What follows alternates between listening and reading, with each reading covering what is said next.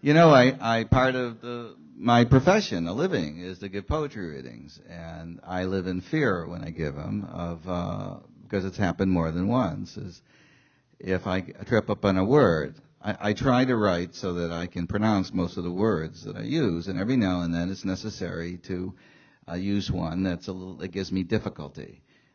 There's an episode in the book, but it's one of many, that sometimes I get caught on a word and I can't say it.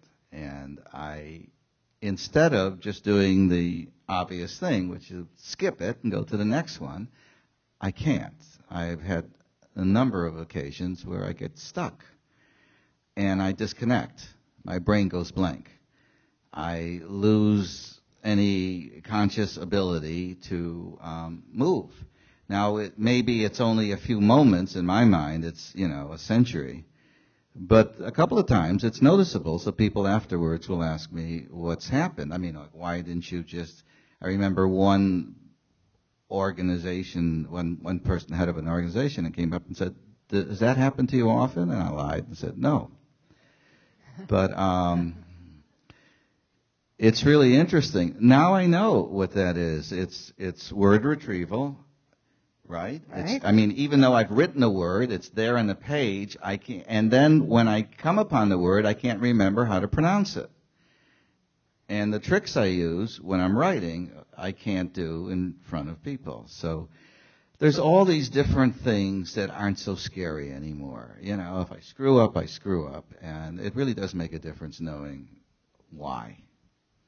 People like the two of you that have made all of us know why. So it's a great contribution, and it's an honor for me to be with you. Thank you. I should add. One of the things I wanted to touch on was you described the liberation you experienced as an adult when you were diagnosed as dyslexic, and you wrote, "It feels as if I'm meeting myself for the first time."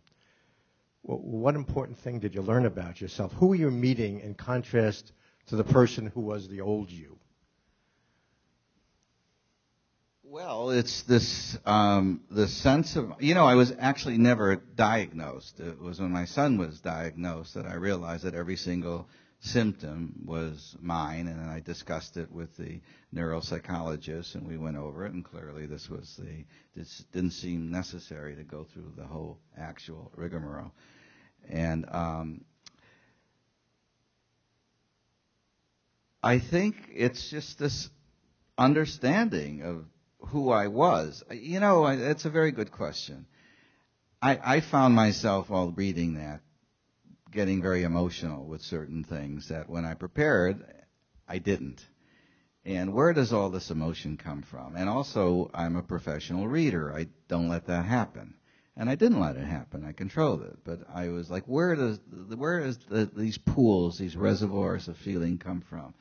And obviously they come from the kid, the kid who is still back there, the young man who suffered and didn't understand and was trying to survive, was hanging on by his fingertips. And all that emotion is not part of my present life. I don't feel that. It's awkward, but I can talk about it. That kid is still there, and you have to learn how to deal with him.